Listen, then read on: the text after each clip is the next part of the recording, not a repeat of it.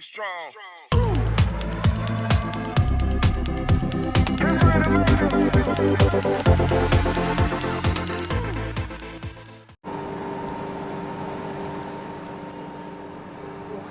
كرواسون بقي عندي بقاله 3 ايام. هقطعه يعني انا مش عايزه الحجم يكون صغير قوي، شايفين؟ مش عايزين الحجم يكون صغير قوي. هقطع دي كده ودي كده في صينيه، وهنزل بقطع الكرواسون اللي انا قطعتها. افردها كده في الصينيه، احط عليه معلقتين كبار سكر بني، رشهم كده على الكرواسون. هقلب معاه كده السكر كويس قوي، هغلفه بالسكر اللي انا حطيته. بعد كده هحط 100 جرام من الزبده دوبتها وهضيفها عليه كله كده.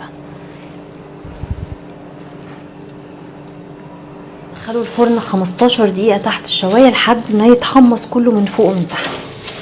اقلبه في الفرن كده علشان ياخد لون من الجنب، وارجع مره تانية احطه تحت الشوايه. السكر البني هو اللي بيديله اللون الحلو. لتر من الحليب المغلي على النار، احط عليه معلقتين كبار سكر، 3 معالق كبار حليب مكثف محلق. الحليب ده لونه عامل كده علشان حليب مكثف بجوز الهند. تقدروا تستخدموا الحليب المكثف العادي، مش عاوزين تستخدموا حليب مكثف محلى فعادي جدا هنزود كميه السكر في الحليب. اقلب كده السكر والحليب المكثف في الحليب الاول كده تمام. طاجن اللي هستخدمه قطع الكرواسون كده،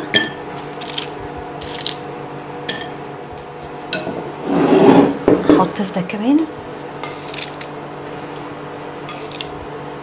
احط شويه من المكسرات. ده هعمله من غير مكسرات، هعمل واحد بس. انزل بالحليب،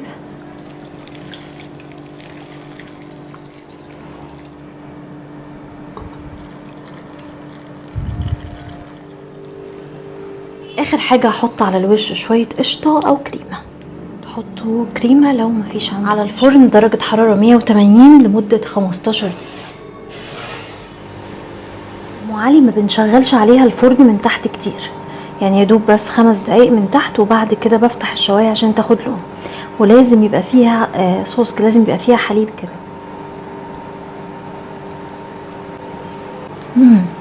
رهيبه، جربوها بنفس الطريقه دي بالظبط، والمقادير هتلاقوها مكتوبه والبدائل كلها تحت الفيديو. وخفيفه وسكرها مظبوط. شايفين؟ لازم يبقى فيها صوص كده من تحت. في ناس بتحب تاكلها بارده، وفي ناس بتحب تاكلها وهي لسه خارجه من الفرن. الاتنين حلوين قوي.